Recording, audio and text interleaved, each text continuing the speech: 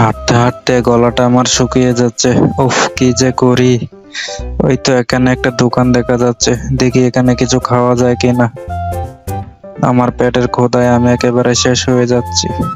এই এই কে তুমি বাবা? আমার দোকানের সামনে এভাবে দাঁড়িয়ে আছো কেন? কিছু লাগবে তোমার? তুমি কিছু খাবা? না খেলে বলো, আমি এখন দোকান বন্ধ করে দিয়ে চলে যাব বাড়িতে। গিন্নি আমার জন্য অপেক্ষা করতেছে।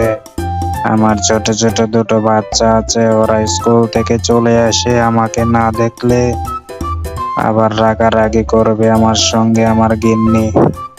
কি ব্যাপার কালু মিয়া, তুমি কাকে কি বলছো? ও আমার ভাতিজা, অনেক দূর থেকে এসেছে, আমার বাড়িতে যাবে।